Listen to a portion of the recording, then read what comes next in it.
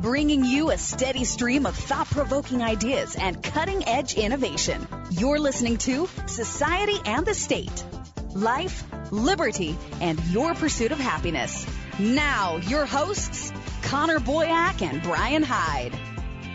Welcome, everybody, to episode 93, where we're going to talk about an issue that if you bring this up in conversation, especially with a politician or a politically active person, it comes across as an insult that you're trying to just deprecate other people, insult other people to kind of lift yourself up or look high and mighty.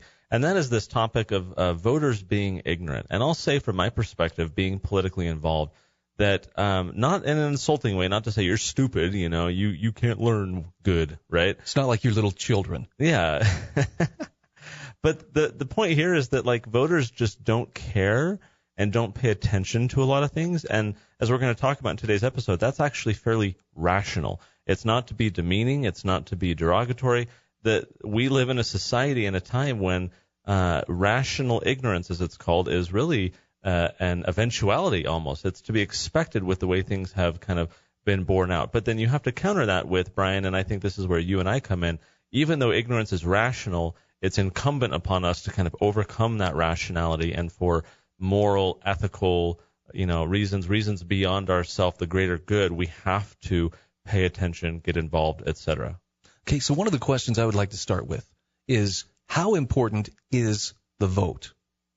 And I know this is like questioning, the sacrament of the civic religion to ask that question, but in your opinion, how, in the grand scheme of everything that we can be doing to be good citizens or to exercise citizenship, how far up that chain does voting rank?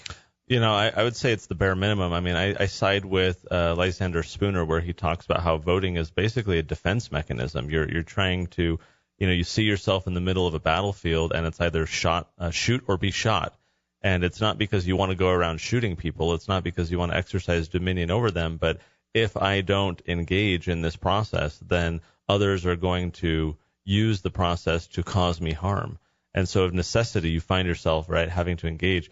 But more to the point, Brian, of what you're asking, and I want your input here, I think many people see voting as the highest sacrament. I see it as like the lowest initiation rite in terms of like civic duty and involvement. I imagine you would agree. I do. And that's kind of a counterintuitive way to look at it when you consider the sheer amount of money and hype, advertising, and just fervor that goes into especially any general election year. Mm-hmm. I mean, 2016 wasn't that long ago, but I still kind of shudder to think of, oh my goodness, the maneuvering and just the jockeying for position. It was insane. It was like a circus. Yeah. I don't think that's a bad analogy. But there's a lot more that we could be doing in addition to voting. And, like you say, it's a minimum entry point. I guess the question now comes up, how do we make sure that when we do vote, that it's effective and we're not just, licking our finger and sticking it up to see, well, which way's the wind blowing? Which way will I go? Those of us who are politically active have had the experience, I'm sure, where when election season comes around, we will be asked by people in our network, our sphere of influence, who we're voting for or how we're voting on an issue. And it's because these individuals see that voting is important. They feel that they should vote, but they're not even willing to take the time to do their own research, to come to their own conclusions.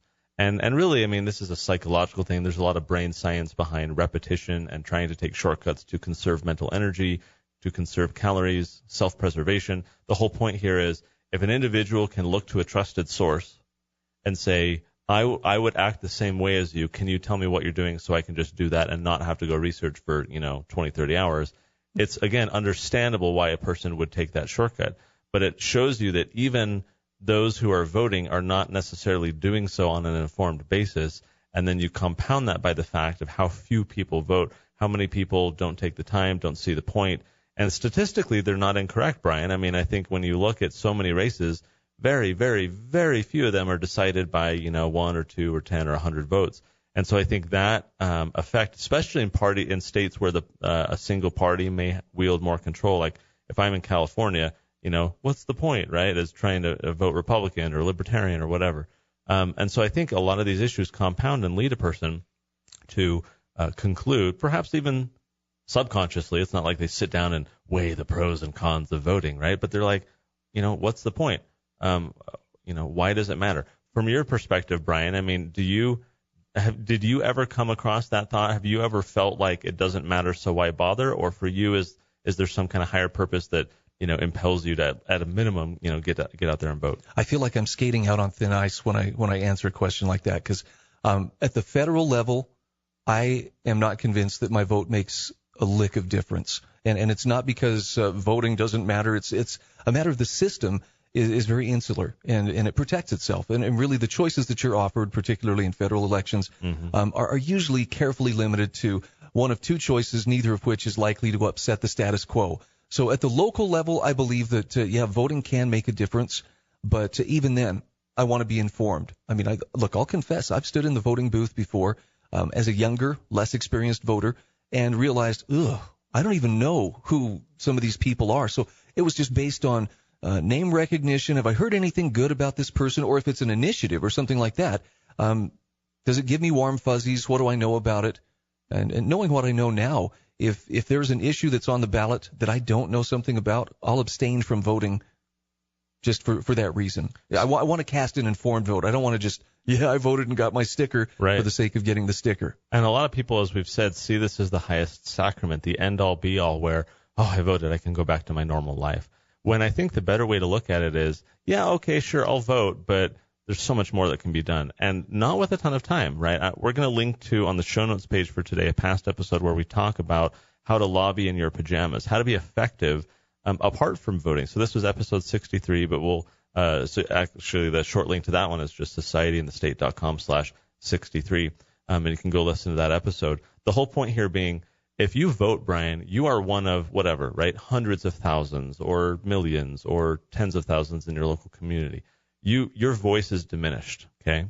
And maybe if you have an influence and you can get a bunch of people to vote the same way as you or whatever, you can have a bigger difference. That's a ton of work, right? Especially because so few people vote, and so you're trying to persuade people to vote a certain way that may not even go through the effort of actually following up and voting.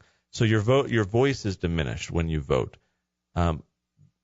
Where your voice can be amplified is after that person comes into office, right?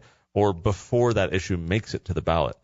We need to think, for those of us who are politically minded, that voting is not this like gateway to, civic engagement, but just one path, one step on the path.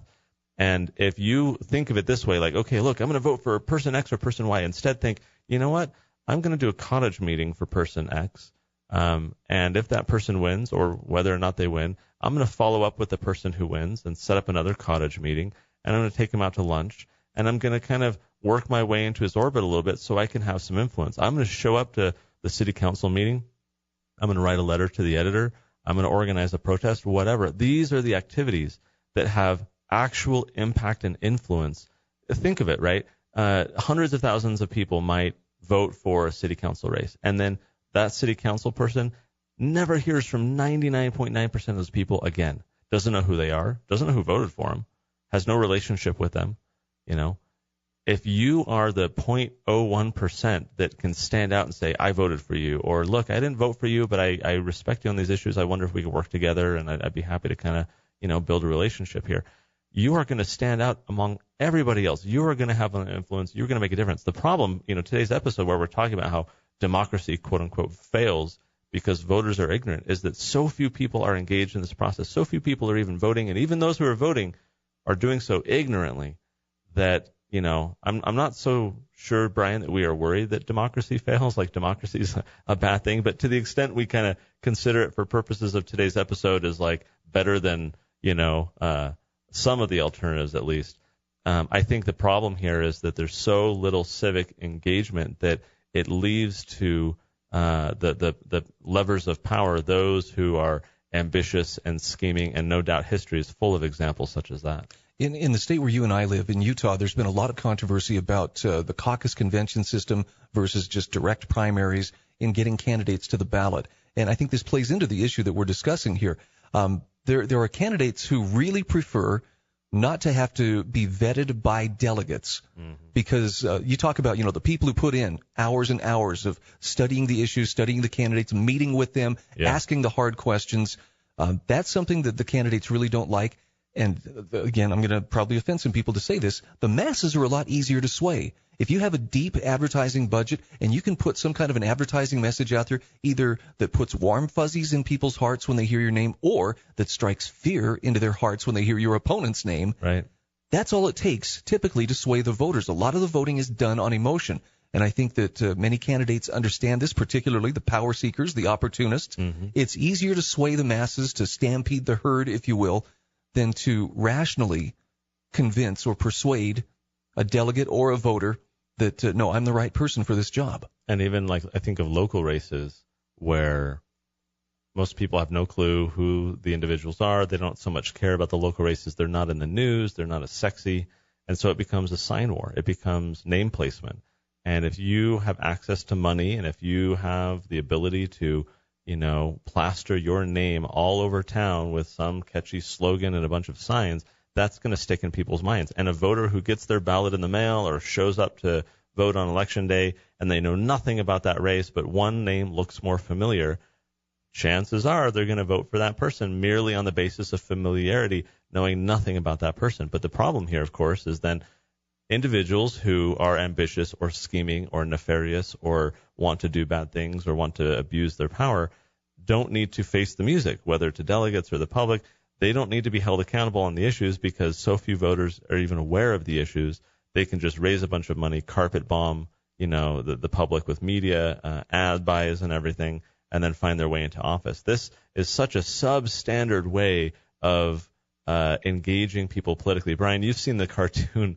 Maybe we should try and hunt it down and post it on today's show notes page. But it's this cartoon where someone is being sacrificed on an altar, okay? Human sacrifice. And they're like, some kind of like native tribe or something, right? They're kind of in loincloths and whatever. And so you see in the background this altar way up there. And in the foreground, you see one person talking to, someone else. And he says, it's not a perfect system, but it's the best we've got. Right? Like justifying. Hold your nose and go with it. Exactly. Justifying many sins on the basis that that's the best we got. And I think that's the case with our government today. But how much peril are we in when we can't even persuade people to care enough to get out and even defensively vote and say, if you don't want your taxes raised, show up and vote and put a stop to it. The problem, as we mentioned at the beginning, Brian, is this concept, I think, of rational ignorance, where we live in a time when people are so comfortable and so busy and so inundated with social media, right, that it makes sense, and compounded with the fact that people's influence over a vote is statistically insignificant, right, if not non-existent. Those issues all combined together lead the average individual to just not care and not bother. And so for those who do care and do want to bother, the question becomes, how do we overcome those things, either individually for ourselves, but for those of us who are more publicly minded and trying to persuade other people, how do you get other people to care enough to actually show up, vote at a minimum, and then hopefully make a difference from there? A quote just came to mind. I just ran across it this morning, and unfortunately I don't have it in front of me, so I'm going to paraphrase. But Antonio Gramsci was one of the fathers of the modern political correctness movement. Now, this guy was a socialist 100 years ago. He was one of those people who was trying to figure out, how do we get Marxism into society? Economically, it was a full court press, but he says we ought to do this culturally, introduce it into the institutions, undermine the institutions. And so cultural Marxism or political correctness was one of the things that came out of the Frankfurt School where Antonio Gramsci taught. So with that background, he talked about how change comes into society not so much because a few people want it, but because so many people are willing to step back and let it happen, or to just kind of lay aside their own participation and allow it to take place. I find that super interesting. I'm reminded of many conversations I've had in the political process where the presumption is that it's very few people who are making the decisions for the many. I found it. My Google foo was weak, but I found it. All right. He says, what comes to pass does so not so much because a few people want it to happen as because the mass of citizens abdicate their responsibility and let things be. Yeah, I know that's potent. And the interesting thing about that is the few people who want it to happen have to at least give a nod to the voters, have to give a nod to the public. If they were to say, I'm going to commandeer the political process and tell you all what to do, of course they'd be kicked out of office. They have to bow to the public and concede that, the will of the majority and the public has spoken and so forth. So if I go up to the Capitol and I suggest that voters are ignorant, I'm going to get bombarded with all sorts of political opposition saying, oh, no, voters are wise. They understand. They voted me into office, or they voted for that issue 67%. We need to, abide by the will of the majority. But when you really dig deep and look at those who are, well, not only do you have so few people voting, but even those who are voting for that politician or that issue are not doing so on any informed basis. They heard a talking point. They didn't hear anything, and they recognized a name, right? We can't, put the will of the majority of voters on the pedestal when the information level and the depth of knowledge of those who are voting, I think, is so superficially thin, where it leads folks like us in this episode, for example, to say, not without malice, but just with pure observation, that voters are largely ignorant. Something you've pointed out, too, and I think it bears tying into this. Ever notice how politicians, they transmogrify about the time election season comes around? Oh, yeah. You see flags and there's patriotic music and stirring, soulful, music underneath their ads as they talk about traditional values and all the ways that they are just like you and I and represent the things that we stand for. Yep. And then they go off, after winning the election, and they do their thing. And maybe their actions match up. More often than not, they don't. But the voters who only vote and consider that the highest form of participation, they're pretty easily fooled because they're being told what they want to hear. And we all love to hear things that are soft in our ears. So Yep. what you were saying about that engagement beyond the election, what you do before and after the election with that candidate or with that person who holds office, that really is what counts. It's not just the vote, because everybody's on their best behavior when they know that the ballot box is open. Right. Yeah. And the sad thing here is I would love to decentralize power to the point where voting didn't really matter, right? That we voted over so few people and policies that impacted us so little that it didn't really bother and we could go about our business, focus on our families or whatever. But in our day, in our system, power has been concentrated so potently, so prevalently, that it is an imperative to engage in that process, if nothing else than to try and defend your rights, your property, your family, your life, because that power is now being wrested. The Republican Party, the Democrat Party, Barack Obama, Donald Trump, your local legislators, whatever. It's this goodie bag of government, powers and programs that people are constantly fighting to gain control. And if the right team, I'm not saying political party, but if the right people do not gain control, you are in a world of hurt. You will have harm brought upon you if you do not engage in that process and assist in trying to manage that power in the right way and hopefully over time decentralize it. But, we're in a system where those of us who are asleep at the wheel and believe in liberty are kind of abdicating to others who have far less pure intentions the ability and the opportunity to wrest control of that power and then use it over us. In my mind, it's unfathomable to just sit by and allow that process to happen when, for myself and my friends, it's causing a lot of harm. It's sad to say we're in a system like that, but we are, and I think we need to do something about it. Someday in the near future, you and I should have this conversation around whether voting legitimizes a system that's abusing you or not. I think that would be funny. You had mentioned this earlier. People get kind of bent out of shape. If you were to say to them, yeah, I really don't vote, that's a surefire way for people. Oh, what's wrong with you? Sure. But maybe that's a subject we could explore in a future episode. Let's do it. For now, guys, this is episode 93. We're inching closer to 100. So we're having a lot of fun here. We hope you are as well. Please invite friends and spread the word about society and the state. And until next episode, we'll see you then. Thanks for listening to Society and the State. For show notes, archives, and more great content, visit societyandthestate.com.